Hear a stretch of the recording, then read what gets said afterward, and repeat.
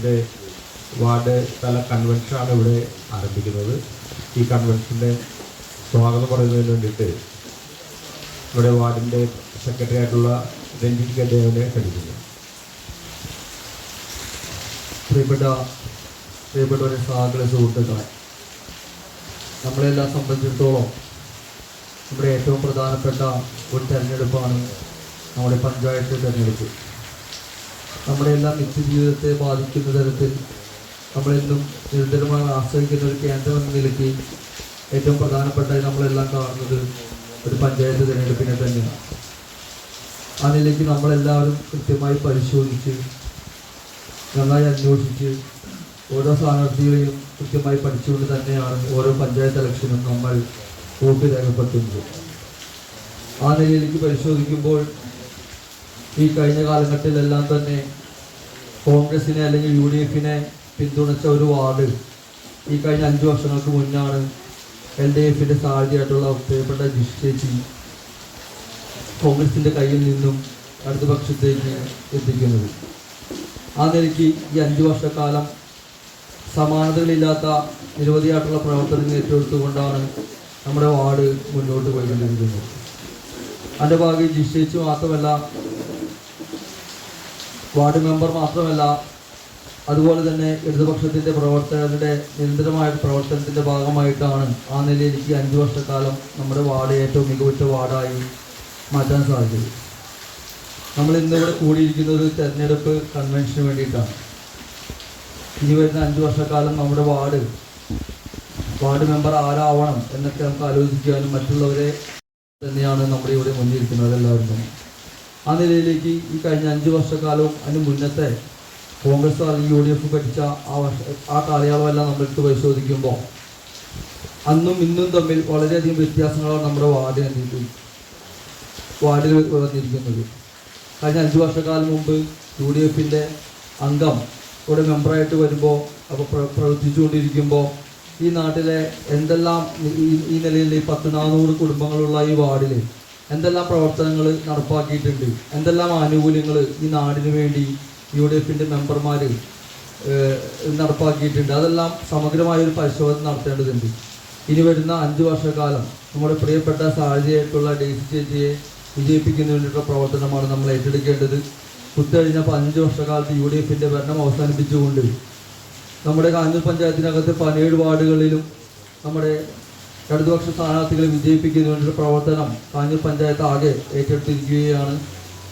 അങ്ങനെ ഏറ്റെടുക്കുമ്പോൾ ഈ വരുന്ന 9-ാം തീയതി തെരഞ്ഞെടുപ്പിന് ശേഷം 13-ാം തീയതി ഫലം പ്രഖ്യാപിക്കുമ്പോൾ ഏറ്റവും നല്ല റിസൾട്ട് കാഞ്ഞൂർ പഞ്ചായത്തിലുണ്ടാവും. അതിൻ്റെ ഭാഗമായി LDF ഈ കാഞ്ഞൂർ പഞ്ചായത്ത് അധികാരത്തിൽ വരികയും ആ വരുന്നതോടൊപ്പം തന്നെ LDF-ന്റെ ഭാഗമായി നിന്നുകൊണ്ട് നമ്മുടെ പ്രിയപ്പെട്ട ഡെയ്സി ഫിലിപ്പിനെ ഈ വാർഡിൽ നിന്ന് ജയിപ്പിച്ച് കൂടുതൽ ആനുകൂല്യങ്ങളും പഞ്ചായത്തിൻ്റെ എല്ലാവിധ സപ്പോർട്ടോടും കൂടി ഈ പ്രദേശത്ത് പ്രവർത്തിക്കാൻ സാധിക്കണം.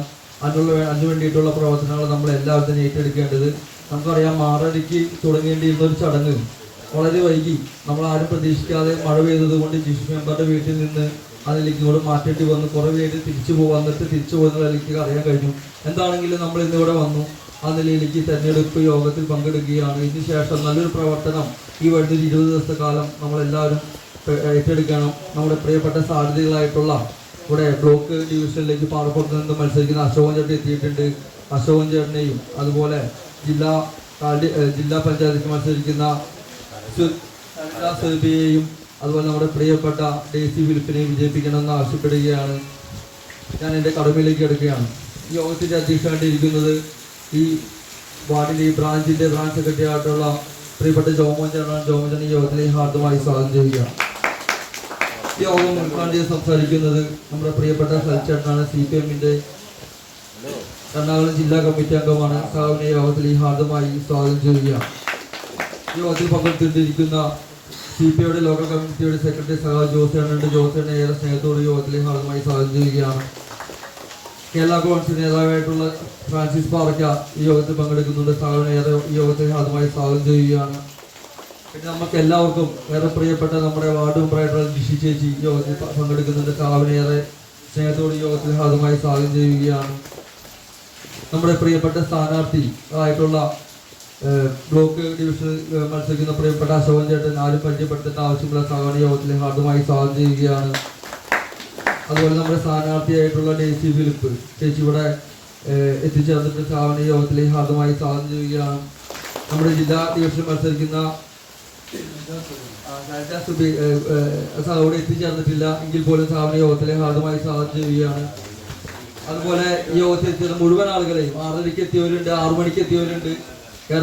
അപ്പോൾ ആ മഴയുടെ ഒരു പ്രശ്നം കൊണ്ടാണ് നമ്മൾ ഏറെ വൈകിയത്. എങ്കിൽ പോലും ഇവിടെ ഈ മഴയെല്ലാം അതിജീവിച്ചുകൊണ്ട് ഇവിടെ എത്തിയ മുഴുവൻ ആളുകൾക്കും പ്രിയപ്പെട്ട സഹാക്കൾക്കും എല്ലാവർക്കും ഒറ്റ വാക്കിൽ ഹാർദമായി സ്വാഗതം ചെയ്യപ്പെട്ടു. അധ്യക്ഷൻ,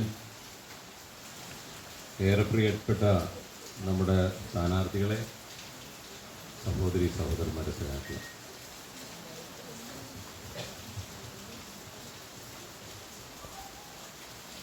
തെരഞ്ഞെടുപ്പ് വിജയത്തിന് വേണ്ടി സംഘടിപ്പിക്കുന്ന കൺവെൻഷനാണ്.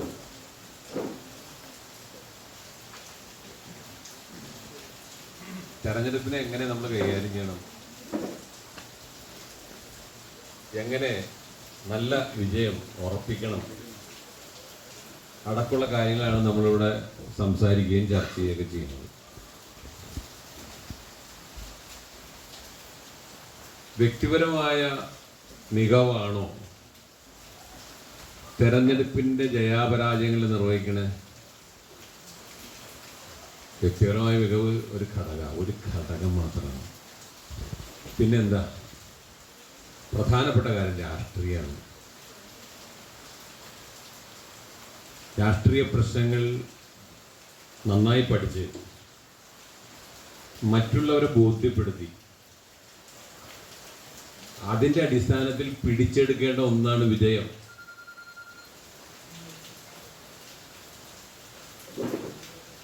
നമ്മളെ സംബന്ധിച്ച് ഏറ്റവും പ്രധാനപ്പെട്ട പ്രശ്നം എന്ന് പറയാം,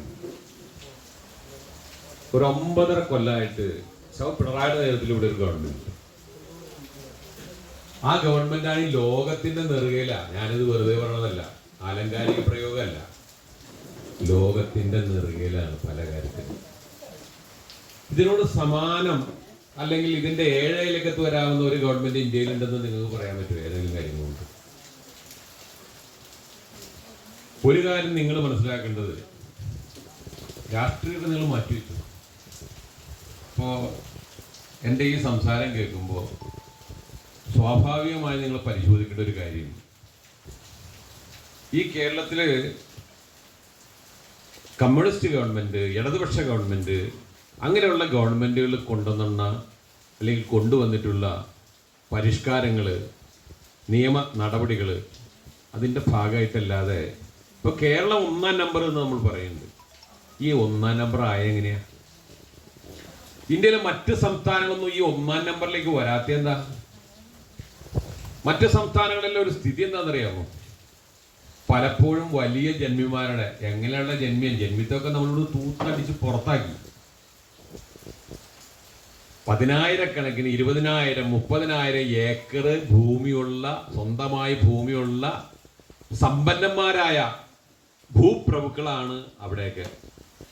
അവിടെ കൂലിയടിമ പണിയെടുക്കുന്ന മനുഷ്യരാണ്. പണ്ട് കേരളത്തിലുണ്ടായിരുന്നു. അതെങ്ങനെ അവസാനിപ്പിച്ചേ? കമ്മ്യൂണിസ്റ്റ് പാർട്ടിയുടെ പ്രവർത്തനത്തിന്റെ ഭാഗമായിട്ടാണ്.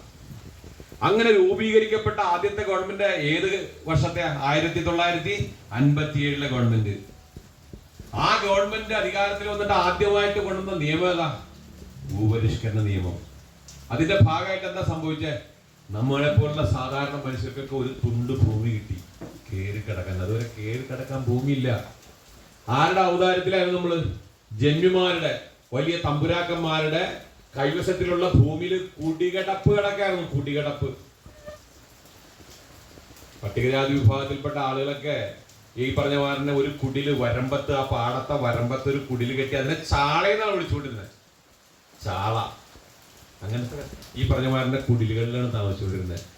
അവർക്കൊക്കെ സ്വന്തമായ ഒരു ഭൂമി ആ നിലയ്ക്ക് കൊടുത്തതാരാ? EMSന്റെ ഗവൺമെന്റാണ്. നിങ്ങൾക്കറിയാമോ? ഇപ്പൊ നമ്മുടെ പിള്ളേരൊക്കെ 10ാം ക്ലാസ് വരെ പഠിക്കുന്നതിന് വല്ല വീതം കൊടുക്കണ്ട. ഇംഗ്ലീഷ് മീഡിയം സ്കൂളിലെ കാര്യമില്ല കേട്ടോ ഞാൻ പറഞ്ഞു. അവിടെ കാശ് കൊടുത്തല്ലാണ്ട് നമ്മുടെ മക്കളെ ഒന്നും ചേർക്കാൻ പറ്റില്ല. സർക്കാർ സ്കൂളിലോ എയ്ഡഡ് സ്കൂളിലോ പഠിക്കുന്ന കുട്ടികൾക്ക് ആ നിലയിലേക്ക് ഫീസ് ഉണ്ടോ? ഫീസ് ഉണ്ടായിരുന്നില്ലേ? ആ ഫീസ് 5-ാം തരം വരെ, അതായത് 5-ാം തരം 5 മുതൽ കാശ് കൊടുത്ത് ഫീസ് കൊടുത്ത് വേണം, മാസാമാസം ഫീസ് കൊടുത്ത് വേണം കുട്ടികൾക്ക് പഠിക്കാൻ. അന്ന് എത്ര ഫീസ് എന്നറിയാമോ? 57 2 രൂപയാണ് ഫീസ്. നിങ്ങള് വടക്കൻ പാട്ട് സിനിമകൾ ഉണ്ടല്ലോ, വടക്കൻ പാട്ട് സിനിമകൾ, തുമ്പോലാർച്ച വിട്ട് കണ്ണപ്പനുണ്ണി, തുമ്പോലാർച്ച തുടങ്ങിയിട്ടുള്ള കുറേ സിനിമകൾ ഈ കേരളത്തിൽ ഇറങ്ങിയിട്ടുണ്ട്. ആ സിനിമകളിലൊക്കെ തന്നെ മിക്കവാറും എഴുതിയ ഒരാളാണ് ശാരംഗപാണി. കേട്ടോ പേര്? പഴയ ആളുകൾക്കറിയാം ശാരംഗപാണി തിരക്കഥ എഴുതിയ. ഈ ശാരംഗപാണിയുടെ ഒരു ആത്മകഥ ഇത് ഞാൻ വായിച്ചിട്ടില്ല കേട്ടോ, സഖാവ് എം സിറാജിന്റെ പ്രസംഗത്തിൽ നിന്ന് ഞാൻ നിൽക്കുന്നതാണ്. അതായത് ശാരംഗപാണിയുടെ ആത്മകഥയെ പറഞ്ഞത് 4-ാം ക്ലാസ് വരെ പഠിച്ചിട്ടുള്ളൂ ശാരംഗപാണി. എന്താണെന്നറിയാമോ? തുടർന്ന് പഠിക്കാൻ സാമ്പത്തികമായി, അതായത് 2 രൂപ ഫീസ് കൊടുക്കണം മാസം. അന്നത്തെ 2 രൂപ എന്ന് പറഞ്ഞാൽ ഇന്നത്തെ എത്ര രൂപയാണെന്ന് അറിയാമോ? അന്നത്തെ 2 രൂപ നിങ്ങൾ ഓർക്കണം. ഒരു 10-20,000 രൂപയിലും കണക്കാക്കാൻ മതി. അന്നത്തെ 2 രൂപയും ഇന്നത്തെ 20,000 രൂപ കണക്കാക്കാം. അത്രയും പൈസ കൊടുത്ത് പഠിക്കാൻ അന്ന് സാമ്പത്തികമായി വളരെ ഉയർന്ന ശേഷിയുള്ള ആളുകൾക്ക് മാത്രമേ പറ്റുമായിരുന്നുള്ളൂ. അതുകൊണ്ട് ശാരംഗപാണി എന്ത് ചെയ്തു? പഠിത്തം നിർത്തി. ആ ശാരംഗപാണി ഈ ചരിത്ര സിനിമകൾ, വടക്കമ്പാട്ട് സിനിമകളിലെ 32 സിനിമയ്ക്ക് തിരക്കഥ എഴുതി. 4-ാം ക്ലാസ് പഠനമുള്ള ആളുടെ കാര്യം ഞാൻ പറഞ്ഞേ. 32 സിനിമയ്ക്ക് തിരക്കഥ എഴുതി. പി കെ ശാരംഗപാണി പറഞ്ഞതിന്റെ അർത്ഥം എന്താണെന്നറിയാമോ? അന്ന് ഫീസ് കൊടുത്ത് അത് മാറ്റിയ ഗവൺമെന്റ്, അതായത് 7-ാം തരം വരെ, 4-ാം തരം വരെ പഠിക്കാൻ പറ്റുള്ളൂ, 7-ാം തരം വരെ ആക്കിയത് 1ാമത്തെ EMSന്റെ ഗവൺമെന്റാ. പഠിക്കാൻ, സാധാരണക്കാരന്റെ മക്കൾക്ക് പഠിക്കാനുള്ള അവസരം. പിന്നീട് വന്ന കോൺഗ്രസിന്റെ ഗവൺമെന്റുകൾ ഏതെങ്കിലും മാറ്റിയോ? പിന്നെ 10 കൊല്ലം കഴിഞ്ഞ് 2ാം EMS സർക്കാർ, എത്രയിലാ? 67 2ാമത്തെ EMS സർക്കാരിന്റെ കാലത്താണ് 10-ാം ക്ലാസ് വരെ സൗജന്യമായ പഠനം ആ നിലയ്ക്ക് നിയമനമായി കൊണ്ടുവന്നത്. 2ാമത്തെ EMSന്റെ സർക്കാരിന്റെ കാലത്ത്. അത്രയും കാലം കാത്തിരിക്കേണ്ടി വന്നു. ഗവൺമെന്റിൽ ആറ്റുകൊണ്ടല്ല, ഗവൺമെന്റ് കോൺഗ്രസിന്റെ ഗവൺമെന്റ് അപ്പൊ ഒന്നായിരുന്നു. ഞാൻ പറഞ്ഞു വന്നേ, 10-ാം ക്ലാസ് വരെ പഠിക്കാനുള്ള അവസരം കിട്ടിയതിന് ശേഷമാണ് ചാനലുകളുടെ മുമ്പിൽ ഒരു പറഞ്ഞു നിങ്ങൾ കേട്ടില്ലേ, പച്ചക്കള്ളാണോ? 2ാം പിണറായി സർക്കാരിന്റെ ആദ്യത്തെ മന്ത്രിസഭാ യോഗത്തിൽ എടുത്ത തീരുമാനമാണ് കേരളത്തിൽ നിന്ന് ദാരിദ്ര്യമല്ല കേട്ടോ, ദാരിദ്ര്യവും അതിദാരിദ്ര്യവും 2 തമ്മിൽ വ്യത്യാസമുണ്ട്. കേരളത്തിലെ ദാരിദ്ര്യം നീക്കം ചെയ്യണമെങ്കിൽ ഒരുപാട് പണി ഇനി നടത്താനുണ്ട്. പക്ഷെ അതിദാരിദ്ര്യം എന്താ? ഭക്ഷണം കഴിക്കാനില്ലാത്തവര്, റോഡ് സൈഡിലെ തെരുവിൽ കിടന്നുറങ്ങുന്നവര്, സ്വന്തമായി ഒരു തരത്തിലുള്ള കുടില് പോലും ഇല്ലാത്ത ആളുകൾ, അങ്ങനെയുള്ള ആളുകളെ എങ്ങനെ കണ്ടെത്തിയേ? 2ാം പിണറായി സർക്കാരിന്റെ ആദ്യത്തെ മന്ത്രിസഭാ യോഗത്തിൽ തീരുമാനമെടുത്ത് അതിന്റെ അടിസ്ഥാനത്തിൽ കിലയില് വളണ്ടിയർമാർക്ക് പരിശീലനം കൊടുത്ത് അവര് വീടാന്തരം കയറി ഇറങ്ങി പരിശോധിച്ച് കണ്ടുപിടിച്ച് ആ കണ്ടുപിടിച്ച ആളുകൾക്ക് ഇത് അതിദാരിദ്ര്യം നീക്കം ചെയ്യാനുള്ള പ്രവർത്തനങ്ങൾ ആ നിലയ്ക്ക് നടത്തി ആകെ കണ്ടുപിടിച്ചത് 64,006 പേരെ കണ്ടുപിടിച്ച് അത് ചുരുക്കി, ആ ലിസ്റ്റ് ചുരുക്കി ഒറ്റയാളും ഇല്ലാത്ത, അതിദരിദ്രം ഇല്ലാത്തൊരു സംസ്ഥാനമായിട്ട് കേരളത്തെ പ്രഖ്യാപിച്ചു. നിങ്ങൾ മനസ്സിലാക്കേണ്ട ഒരു കാര്യം, ലോകത്ത് ചൈനയിൽ മാത്രമാണ് അതിദാരിദ്ര്യം നീക്കം ചെയ്തിട്ടുള്ളൂ, നിർമ്മാർജ്ജനം ചെയ്തിട്ടുള്ളൂ. എവിടെ? സോഷ്യലിസ്റ്റ് ചൈനയിൽ. കമ്മ്യൂണിസ്റ്റ് ചൈനയിലാണ് അതിദാരിദ്ര്യം നീക്കം ചെയ്തിട്ടുള്ളൂ. ലോകത്തെ ഏറ്റവും വലിയ സമ്പന്ന രാജ്യം നമ്മൾ ഇപ്പോഴും പറയുന്നത് അമേരിക്കയില് അതിദാരിദ്ര്യം നീക്കം ചെയ്തിട്ടുണ്ടോ? വേറെ ഈ ലോകത്ത് ഒരുപാട് രാജ്യങ്ങളുണ്ടല്ലോ, സമ്പന്ന രാജ്യങ്ങൾ. ജർമ്മനി ഉണ്ട്, അതുപോലെ തന്നെ ഇംഗ്ലണ്ട് ഉണ്ട്, അതുപോലെ തന്നെ ഒരുപാട് രാജ്യങ്ങളുണ്ട്. എവിടെയെങ്കിലും അതിദാരിദ്ര്യം നീക്കം ചെയ്തിട്ടുണ്ടോ? നീക്കം ചെയ്തിട്ടില്ലെന്നേ. നമ്മൾ ആരുടെ പക്ഷത്താ? കമ്മ്യൂണിസ്റ്റുകാർ നേതൃത്വം കൊടുക്കുന്ന ഇടതുപക്ഷ ഗവൺമെന്റ് ആരുടെ പക്ഷത്താ? ഇല്ലാത്തവന്റെ പക്ഷത്താണ്, കഷ്ടപ്പെടുന്നവന്റെ പക്ഷത്താണ്, ബുദ്ധിമുട്ടുകാരന്റെ പക്ഷത്താണ്, ദാരിദ്ര്യം അനുഭവിക്കുന്നവരുടെ പക്ഷത്താണ് നമ്മൾ. അതുകൊണ്ടാണ് അവരെ ചേർത്ത് പിടിക്കുന്നത്. ഇപ്പോ പെൻഷൻ ഇന്നിപ്പോ 18, നാളെ 19, മറ്റന്നാൾ 20, 20 തൊട്ട് പെൻഷന്റെ വിതരണം തുടങ്ങി. ഇതോടെ നമ്മുടെ കാരണന്മാരൊക്കെ മേടിക്കാൻ പോണത് എത്ര ആശ 3600 രൂപ മേടിക്കാൻ പോണത്. 3600 രൂപ എവിടെ ഉണ്ട്? ഈ 3500 രൂപയിൽ ഒരെണ്ണം കുടിശ്ശികയാണ്. 2000 ഈ മാസം മുതൽ, നവംബർ മുതലാണ് 2000 ആക്കിയത്. ആ കാശ് കൊടുക്കാണ്. ഇത്ര ഇതിലേക്ക് എത്തിച്ചത്, ഈ പെൻഷൻ എത്തിച്ചത് ആരാ? ഇത് തുടങ്ങിയത് ആരാ? തുടങ്ങിയത് കർഷക തൊഴിലാളി പെൻഷനാണ്. ആരുടെ കാലത്താ? നായനാരുടെ കാലത്ത്. എത്രയായിരുന്നു? 45 രൂപ. അന്ന് കരുണാകരനടക്കമുള്ള കോൺഗ്രസിലെ നേതാക്കന്മാർ പറഞ്ഞെന്താ, ഇത് ഈ കാരണന്മാർക്ക് കൊടുത്താൽ അവര് കള്ള് കുടിച്ച് തീർക്കും. കർഷക തൊഴിലാളി എന്ന് പറഞ്ഞ വിഭാഗം മണ്ണില് മറ്റുള്ളവന്റെ പറമ്പിൽ പോയി കഷ്ടപ്പെട്ട് രാവിലെ മുതൽ അന്തി വരെ പൊരിഞ്ഞ വെയിലത്തും മഴയത്തും ആ നിലയ്ക്ക് കഷ്ടപ്പെട്ട് പണിയെടുത്ത ഒരു തലമുറയാണ്. ആപതില്ലാതാവുമ്പോ ഈ പറഞ്ഞ പോലെ ഒരു വീടി വലിക്കാനോ ഒരു മരുന്ന് മേടിക്കാനോ കാശില്ലാതെ വരുമ്പോ കഷ്ടപ്പെടുന്ന കൈനീട്ടി ആരെങ്കിലും കൊടുക്കും? മക്കളും മരുമക്കളും. കരുണാകരനടക്കം പറഞ്ഞ അവര് പറഞ്ഞ കോൺഗ്രസ് പറഞ്ഞ അന്നത്തെ ഒരു വാചകമുണ്ട്, പ്രത്യുൽപാദനപരമല്ല. മനോഹരമായ മലയാളം. ഈ പൈസ കൊടുക്കുന്നത് ഉപകാരത്തിൽ പ്രത്യുൽപാദനപരമല്ല എന്നുള്ള നിലയ്ക്ക് പറഞ്ഞത്. ഇതുകൊണ്ട് പ്രത്യേകിച്ച് വേറെ ഗുണമൊന്നുമില്ല, അവര് നിന്ന് തീർക്കും അല്ലെങ്കിൽ കണ്ടുപിടിച്ച് തീർക്കും എന്നുള്ള നിലയ്ക്കാണ് അതിന്റെ അർത്ഥം. ഇന്നിപ്പോ എത്രയായി? 2000 ആയി. ഈ കാലഘട്ടത്തിൽ വന്ന ഏതെങ്കിലും ഒരു ഗവൺമെന്റ്, ഒരൊറ്റ ഗവൺമെന്റ് മാത്രം, കോൺഗ്രസിന്റെ ഗവൺമെന്റ്, ഉമ്മൻചാണ്ടിയുടെ ഗവൺമെന്റ് എത്ര കാശ കൂട്ടിയേ? 500 രൂപയായിരുന്നത് 100 രൂപയും കൂട്ടി 600 രൂപയാക്കി. എന്നിട്ട് കൊടുത്താ. ഉമ്മൻചാണ്ടിയുടെ അവസാന കാലത്ത്, ആ ഗവൺമെന്റ് അവസാനത്തെ കാലത്ത് കാശ് കൂട്ടി കൊടുത്തു. പക്ഷെ കയ്യിൽ കൊടുത്തില്ല, കൊടുക്കാൻ ഖജനാവിലില്ലായിരുന്നു. ആ കുടിശ്ശിക ആരാ തീർത്തേ? ഒന്നാം പിണറായി സർക്കാരിന്റെ കാലത്താ. നിങ്ങളുടെ ഈ കാരണന്മാര്, പെൻഷൻ മേടിക്കുന്ന കാരണന്മാരോട് ചോദിച്ചു കഴിഞ്ഞാൽ ആ കാലത്ത് 20,000 രൂപ വരെ ഒന്നിച്ച് 17 മാസക്കാലത്തെ കുടിശ്ശികയാണ് ആ നിലയ്ക്ക് കൊടുത്ത്. 20,000 രൂപ വരെ മേടിച്ചവരുണ്ട്. നമ്മളാ കൊടുത്ത്. അതിനുശേഷം എത്രയാക്കി? നമ്മുടെ ഒന്നാം പിണറായി സർക്കാരിന്റെ കാലത്ത് 1000 രൂപ കൊടുക്കും പറഞ്ഞ 1000 ആക്കുന്നു പെൻഷൻ. അന്ന് 600 ഉള്ളൂ, 1000 ആക്കുന്നു പറഞ്ഞു നമ്മള്. എത്രയാക്കി? ഇപ്പൊ 2000 ആക്കി. രണ്ടാം പിണറായി സർക്കാരിന്റെ കാലത്ത് 2000 ആക്കി. നമ്മളെന്താ രണ്ടാം പിണറായി സർക്കാർ അധികാരത്തിൽ വരുന്നതിന് മുമ്പ് പറഞ്ഞ കാര്യം എന്താ? പെൻഷൻ 2500 ആക്കുന്ന പറഞ്ഞത് അല്ലേ? നമ്മൾ ഒളിച്ചുകൊടുന്നതല്ല. ഇനിയുണ്ടെന്ന് ഒരു 6 മാസം. ഈ ഗവൺമെന്റ് തീർന്നില്ലല്ലോ, ഇനിയുണ്ട് ഒരു 6 മാസം. ഈ 6 മാസത്തിനുള്ളിൽ ചേരുന്ന മന്ത്രിസഭാ യോഗത്തിന്റെ തീരുമാനം എന്തൊക്കെ വരും ഇപ്പൊ പറയാൻ പറ്റില്ല. ഒരു കാര്യം നിങ്ങൾ മനസ്സിലാക്കണം, പെൻഷൻ വാങ്ങുന്നവർ അല്ലാത്തവരും അവരുടെ മക്കളൊക്കെ അടക്കം. ഇത് ഈ ഇടതുപക്ഷ മുന്നണി ഗവൺമെന്റ്, സഹ പിണറായിയുടെ ഗവൺമെന്റ് പോയത് കിട്ടുമെന്ന് നിങ്ങൾക്ക് തോന്നുന്നുണ്ടോ?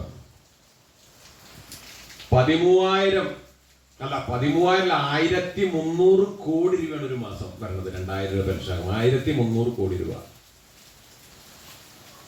ഉമ്മൻചാണ്ടിയുടെ കാലത്ത് 32 ലക്ഷം പേർക്കാണ് കൊടുത്തുകൊണ്ടിരുന്നത്. ഇപ്പൊ നമ്മുടെ ഗവൺമെന്റ് വന്നപ്പോഴോ 62 ലക്ഷം പേർക്ക് കൊടുക്കണം. 62 ലക്ഷം പേർക്ക് 2000 രൂപ വെച്ച് കൊടുക്കാണ്.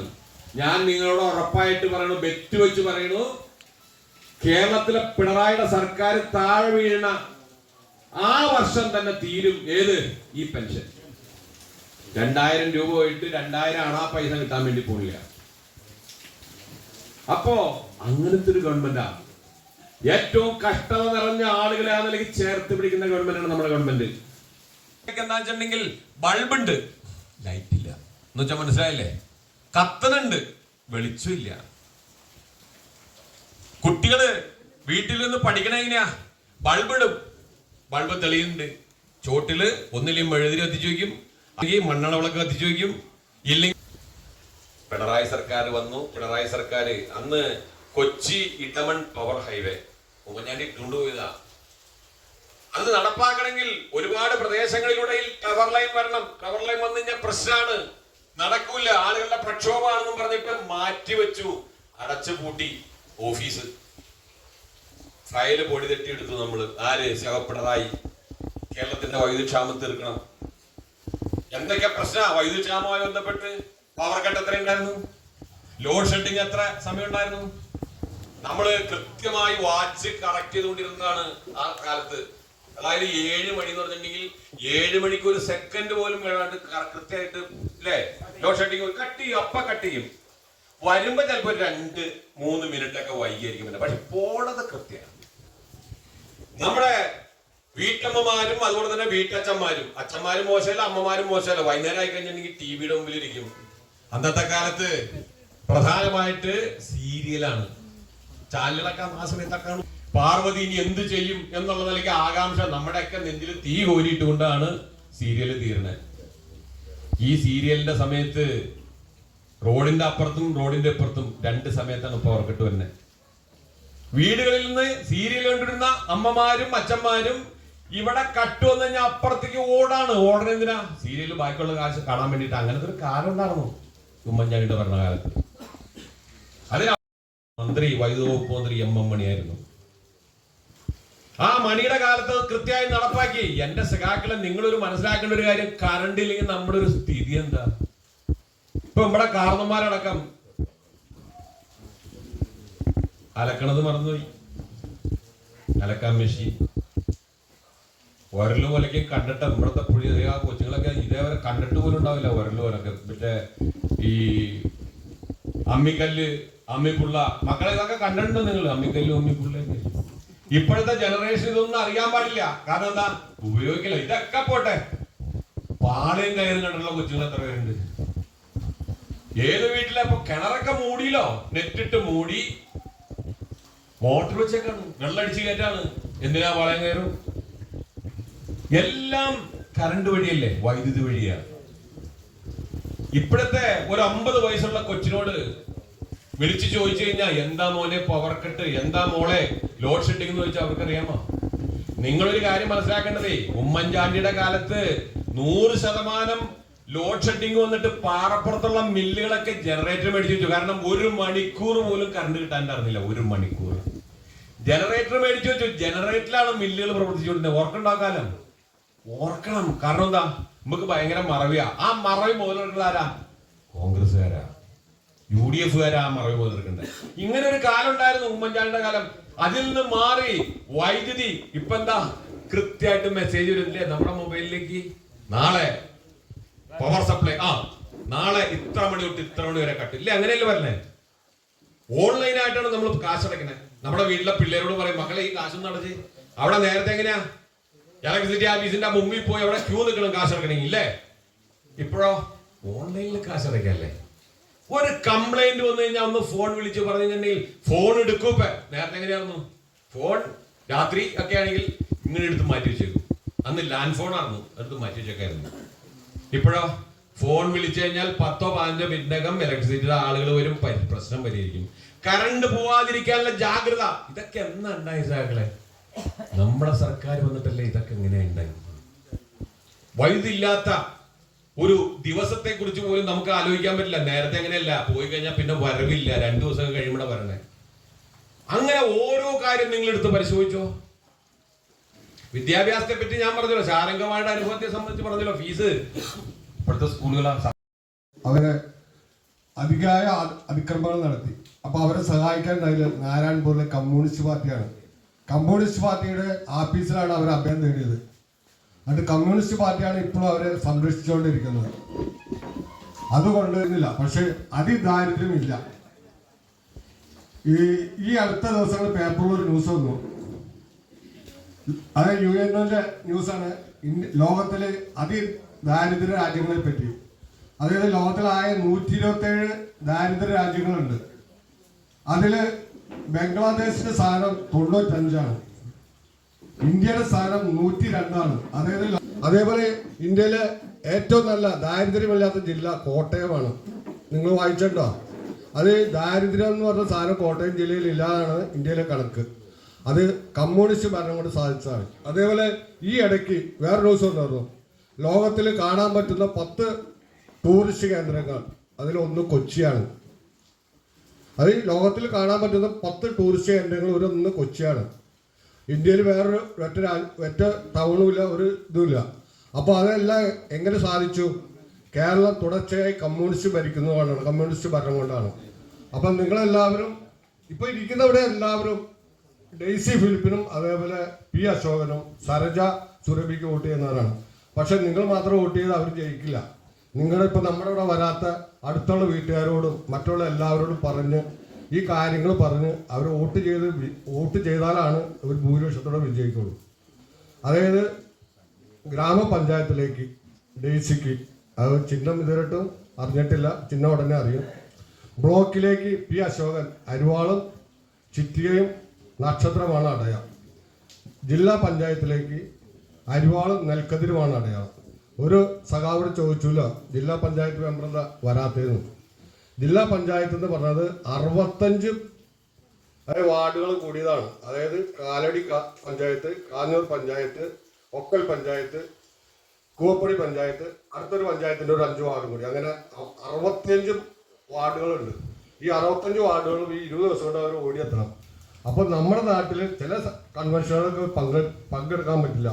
അത് അവരുടെ കുഴപ്പമല്ല, ഈ നമ്മുടെ ഇതിൻ്റെ ഏരിയ വളരെ വിസ്തൃതമാണ്. അതുകൊണ്ടാണ് അത് നമ്മളെല്ലാവരും സ്വയം ക്ഷമിച്ച് അവരെ സഹായിക്കാനുള്ള ഒരു മനസ്ഥിതി നമുക്കുണ്ടാവണം. എന്നാലാണ് നമ്മുടെ കാര്യങ്ങൾ. സഹോദരി സഹോദരന്മാരെ, ഞാൻ 2000 തുടങ്ങി കുടുംബശ്രീ രംഗത്ത് വളരെ സജീവമായി ADSന്റെ ചെയർപേഴ്സണായിട്ട് പല പ്രാവശ്യം നമ്മുടെ ഈ വാർഡിൽ പ്രവർത്തിച്ചിട്ടുണ്ട്. അതുപോലെ തന്നെ CDS വൈസ് ചെയർപേഴ്സണായിട്ട് നമ്മുടെ പഞ്ചായത്തിൽ പ്രവർത്തിച്ചിട്ടുണ്ട്. തൊഴിലുറപ്പ് തുടങ്ങിയ കാലം നമ്മുടെ ഇവിടെയുള്ള കുറേ ചേച്ചിമാരെയും ചേട്ടന്മാരെയൊക്കെ കോർത്തിണക്കി ആദ്യമായിട്ട് ഈ മമ്മട്ടിയും തൂമ്പയൊക്കെ കൊണ്ടുവന്ന് അവരെയും കൊണ്ട് ഞാനൊരു സ്കൂട്ടർ ഓടിക്കായിരുന്നു. അന്ന് ഈ സ്കൂട്ടറുമേ എല്ലാവരെയും കൊണ്ടുവരുന്നില്ല. കാഞ്ഞൂർ കനാൽ തുടങ്ങി തട്ടാൻപടി കനാൽ വരെ ഞങ്ങൾ ക്ലീൻ ചെയ്ത് ഇന്നലെ ഞങ്ങൾ വോട്ട് ചോദിച്ചു പോയപ്പോൾ ഞാൻ ഇവരുടെ അടുത്ത് പറഞ്ഞു. കാരണം അന്ന് ഈ ഇതുമൊക്കെ മതിലുമ്മ കയറി ഓരോ കൊമ്പും വെട്ടിക്കൊണ്ടിരുന്ന നമ്മുടെ ഷൈനിയാന്ന് വരെ ഞാൻ ഇവരുടെ അടുത്ത് പറഞ്ഞു. അത്രയും കാര്യമായിട്ട്. അതുപോലെ ഓരോ സ്ഥലത്ത് ചെല്ലുമ്പോഴും അടുത്തുള്ള വീട്ടുകാരോട് പറഞ്ഞ് ഇവർക്ക് ഞാൻ ചായയും കടിയെല്ലാം വാങ്ങിച്ചു കൊടുക്കും. അല്ലെങ്കിൽ ഞാൻ എൻ്റെ കയ്യിൽ നിന്ന് കാശ് എടുത്തിട്ടായാലും കടയിൽ പോയി അവർക്കതൊക്കെ വാങ്ങിച്ചു കൊടുക്കും. അങ്ങനെ ഈ വാർഡിലുള്ള എല്ലാവരെയും എനിക്ക് ഒരു 10, 15 അല്ലെങ്കിൽ 20 വീട് ഒഴിച്ച് ബാക്കി എല്ലാവരെയും എനിക്ക് പരിചയമുണ്ട്. ഇപ്പോൾ ഈ 2 ദിവസം വീട് കയറിയതിൻ്റെ അടിസ്ഥാനത്തിൽ. പിന്നെ ഞാൻ എനിക്ക് പറയാനുള്ളത്, ഇതിനു മുമ്പ് നമ്മുടെ 5 വർഷക്കാലം ഈ വാർഡ് നോക്കിയിരുന്ന ജിഷി, ഓരോ വീട്ടിൽ ചെല്ലുമ്പോഴും എല്ലാവരും ചോദിക്കുന്നത് എന്തുകൊണ്ട് ജിഷി നിൽക്കുന്നില്ല, ജിഷി നിന്നാൽ മതി. ഒരാൾ എന്നോട് നേരിട്ട് പറഞ്ഞു ജിഷിയുടെ അത്രയും പറ്റുമെന്ന് തോന്നണില്ല, ഡെയ്സി അത്രയും പറ്റുമെന്ന് തോന്നണില്ല എന്ന് ഒരാൾ നേരിട്ട് പറഞ്ഞു. കാരണം ആ പ്രവർത്തനം, ഈ 5 വർഷക്കാലം ജിഷി പ്രവർത്തിച്ച പ്രവർത്തനം ഇന്ന് A to Z ഈ വാർഡിലെ എല്ലാവർക്കും വളരെ സ്വീകാര്യതയാണ്. അതുപോലെ തന്നെ ജോമോനെ ആയാലും രഞ്ജിത്തിനെ ആയാലും. കാരണം നമുക്ക് വേണ്ടത് അതാണ്. ഒരു വാർഡിൽ ഏതൊരു വീട്ടിൽ ചെന്നാലും നമ്മുടെ പ്രവർത്തനം നല്ലതാണെങ്കിൽ അവർ നമ്മളെ കൈയഴിഞ്ഞ് സഹായിക്കും, നമ്മളെ സ്വീകരിക്കും. അതല്ലെങ്കിൽ അവരുടെ മുഖത്തുനിന്ന് നമുക്ക് വായിച്ചെടുക്കാൻ പറ്റും നമ്മുടെ മെമ്പർ ഇത്ര നാളും നല്ല രീതിയിലല്ല പ്രവർത്തിച്ചെന്നുള്ളത്. പക്ഷേ ആ 5 വർഷക്കാലം ജിഷിക്ക് കൊടുത്ത എല്ലാ സപ്പോർട്ടും എനിക്കും ചെയ്തു തന്നാൽ തീർച്ചയായും ഞാൻ നിങ്ങളോടൊപ്പം ഉണ്ടാകും. എനിക്ക് ഇതിനു മുമ്പ് വാർഡിൽ ഞാൻ അങ്ങനെ മെമ്പറൊന്നും ആയിട്ടില്ല, മത്സരിച്ചിട്ടില്ല. ഇത് ഞാൻ ആദ്യമായിട്ടാണ്. പല രംഗങ്ങളിലും ഞാൻ പ്രവർത്തിച്ചിട്ടുണ്ട്, ഇപ്പോഴും പ്രവർത്തിക്കുന്നുണ്ട്. പക്ഷെ അങ്ങനെ ഒരു വാർഡ് മെമ്പറായിട്ടൊന്നും ഞാൻ വന്നിട്ടില്ല. പക്ഷെ നിങ്ങളുടെ എല്ലാവരുടെയും സപ്പോർട്ട്, അതുപോലെ ഞാൻ പല വീടുകളിലും വന്നപ്പോൾ അന്തോണി ചേട്ടൻ ഉണ്ടായിരുന്നില്ല, സതീശൻ ചേട്ടൻ ഉണ്ടായിരുന്നില്ല. അങ്ങനെ പലരും ഞാനിപ്പോൾ ഇവിടെ ഇരുന്നപ്പോൾ കണ്ടു. ഞാൻ കാണാത്തവരുണ്ട് വീടുകളിൽ വന്നപ്പോൾ. ഞാൻ 2 ദിവസം ആകെ ഇറങ്ങിയോളൂ, ശനിയും ഞായറും. പിന്നെ ഞങ്ങൾ നാളെ തുടങ്ങി വീണ്ടും ഇറങ്ങുന്നതാണ്. അതുപോലെ തന്നെ നിങ്ങളുടെ പരിചയത്തിലുള്ളവരോടും പറഞ്ഞ് എനിക്ക് വോട്ട് ജിഷിക്ക് ചെയ്ത വോട്ട് ആ ഒരു ഉറപ്പ് മാത്രം പറഞ്ഞുകൊണ്ട് ഞാൻ നിർത്തുന്നു. Thank you. കേരളത്തിലെ എല്ലാ രാഷ്ട്രീയ പാർട്ടികളിലും ഒരു പാർട്ടിയിലും വിശ്വസിക്കാത്ത എല്ലാ കുടുംബങ്ങൾക്കുമുള്ള സമാധാനവും സന്തോഷവും നമ്മുടെ പ്രാർത്ഥനകൾ കേൾക്കാൻ ഒരു ഗവൺമെൻറ് ഉണ്ട് എന്നുള്ളതാണ്. ഇപ്പോൾ ഇവിടെ തന്നെ നമുക്കറിയാം, കാഞ്ഞൂർ പള്ളി ഏതെങ്കിലും ഒരു മതവിഭാഗം മാത്രം പ്രാർത്ഥിക്കുന്ന പള്ളിയല്ല. ഇവിടെ പുനമടവും വൈപ്പിമ്പടവും അതുപോലെ തന്നെ ചെമ്പകപ്പള്ളിത്തറയും തെനയിൽ ക്ഷേത്രവും വൈപ്പിമ്പടം ക്ഷേത്രവും ഒക്കെ ഉള്ള ഒരു വാർഡാണ് ഇല്ലേ? ഈ എത്ര ഒരു മനോഹരമായ മതനിരപേക്ഷ മനസ്സുകളുടെ ഈറ്റില്യമായിട്ടുള്ളൊരു വാർഡാണ് ഈ വാർഡ്. ഈ വാർഡ് എന്ന് പറഞ്ഞാൽ മതസാഹോദര്യത്തിൻ്റെ ഒരു ഒരു ഒരു എന്താ പറയുക, അത്രയേറെ ഒരു വലിയ നിലയ്ക്ക് ഒരു മാനവിക ഐക്യം കാഞ്ഞൂർ പഞ്ചായത്തിൻ്റെ വിവിധ വാർഡുകളിലേക്ക് ആ മാനവ സ്നേഹം ഐക്യം കടത്തിക്കൊണ്ടുപോകുന്ന ഒരു പ്രദേശമായിട്ടാണ് ഞങ്ങൾ ഈ വാർഡിനെയെല്ലാം കഴിഞ്ഞ കാലങ്ങളിൽ കണ്ടിട്ടുള്ളത്. ഇവിടെ ഷിജിയുടെ വിജയത്തോടു കൂടി കടന്നു വന്ന ജിഷിയുടെ വിജയത്തോടു കൂടി കടന്നു വന്ന ഒരു സന്തോഷം വളരെ വലുതാണ്. എങ്ങോ പോണ്ടെന്ന് പറഞ്ഞു. ഈ നമ്മുടെ എപ്പോഴും പാർട്ടി ഓഫീസിലേക്ക് വേർത്ത് വിളിച്ച വന്നത്. അപ്പൊ എന്തെങ്കിലും വേർത്തേന്ന് വെച്ചപ്പോ ഇപ്പൊ ചെന്നപ്പോഴും നിൽക്കൂല എന്നാ പറയണ കേട്ടാ. എത്ര തവണ ഞങ്ങൾ പോയെന്നറിയാം. എന്താണെങ്കിലും പഴയ മെമ്പർ അനുഗ്രഹീതമായ ഒരാളെ നമുക്ക് സമ്മാനിച്ചു. എത്ര നിഷ്കളങ്കമായ വർത്തമാനമാണ്. ഈ വാർഡിൻ്റെ മുക്കിലും മൂലയിലും എല്ലാവരെയും അറിയാവുന്ന ഡെയ്സിയെ ഞാൻ ആ വർത്തമാനം കേട്ടപ്പോൾ ബഹുമാനം ഏറെ കൂടി. നല്ല നിലയ്ക്കുള്ള ഒരു പേരെടുത്ത് വിളിച്ച് എല്ലാ കുടുംബങ്ങളെയും അറിയാവുന്ന ഒരു പേഴ്സണാലിറ്റി.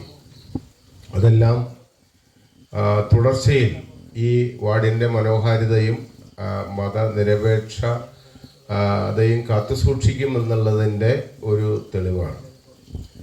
ഞാനിവിടെ പറയാൻ ഉദ്ദേശിച്ചത്, ശ്രീ സലി ഉദ്ഘാടനം ചെയ്തപ്പോൾ നമ്മൾ എങ്ങനെയാണ് ഈ തെരഞ്ഞെടുപ്പിനെ വീക്ഷിക്കേണ്ടത്. കോൺഗ്രസ്സുകാർ ഉദ്ദേശിക്കുന്നത് അവർക്ക് ഒരു കാലത്തും രാഷ്ട്രീയമില്ല. അവർ തെരഞ്ഞെടുപ്പിൽ വ്യക്തികളെ, സ്ഥാനാർത്ഥികളെ ഒക്കെ ഇങ്ങനെ പറഞ്ഞ് പോകും. നമ്മൾ രണ്ടിനും റെഡിയാണ്. രാഷ്ട്രീയം പറയാനും റെഡിയാണ്, സ്ഥാനാർത്ഥികളെ കുറിച്ചുള്ള സംവാദത്തിനും റെഡിയാണ്. ഇവിടെ നമ്മൾ കാണേണ്ട ഈ തെരഞ്ഞെടുപ്പിനെ നമ്മൾ സ്ഥാനാർത്ഥികൾക്കൊരു പങ്കില്ല എന്നൊന്നും നമ്മളാരും വിശ്വസിക്കുന്നില്ല. അവർക്ക് നല്ല പങ്കുണ്ട്. അതുകൊണ്ടാണ് LDF അങ്ങനെയുള്ള സ്ഥാനാർത്ഥികളെ തെരഞ്ഞു പിടിച്ച് നിർത്തിയത്. ഈ തെരഞ്ഞെടുപ്പിനെ നമ്മൾ കാണുന്നത് നമ്മുടെ നാടിൻ്റെ വളർച്ചയെ ബന്ധപ്പെടുത്തിക്കൊണ്ടാണ്. അതിന് കഴിവുള്ള വിദ്യാഭ്യാസമുള്ള ആളുകളെയാണ് നമ്മൾ എല്ലാ സമൂഹത്തിൻ്റെ ഈ തെരഞ്ഞെടുപ്പ് എന്നൊക്കെ പറഞ്ഞാൽ ഒരു സാമൂഹ്യ വീക്ഷണം വേണം. എല്ലാ വിഭാഗം ആളുകളെയും കോർത്തിണക്കി കൊണ്ടുപോകുന്ന പാർട്ടിയാണ് നമ്മുടെ പാർട്ടി, നമ്മുടെ മുന്നണി. അപ്പോൾ രാഷ്ട്രീയം ചർച്ച ചെയ്യപ്പെടണം.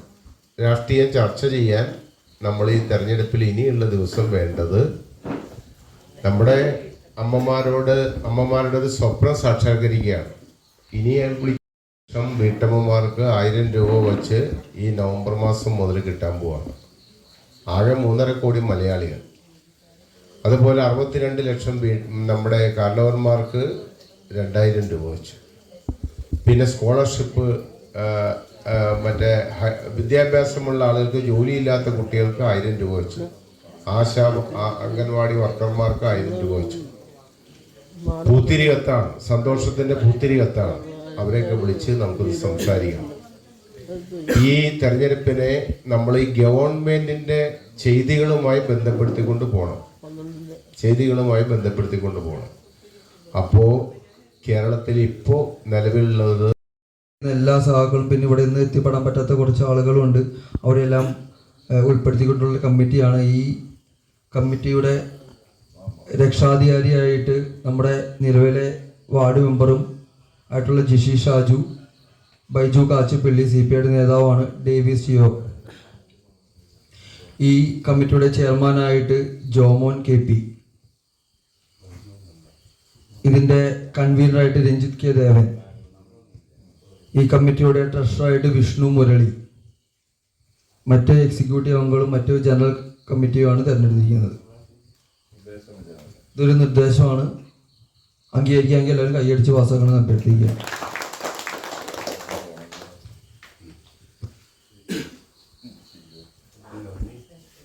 DYFയുടെ തട്ടാമ്പടി യൂണിറ്റ് സെക്രട്ടറി വിഷ്ണു മുരളിയെ ക്ഷണിക്കുന്നു.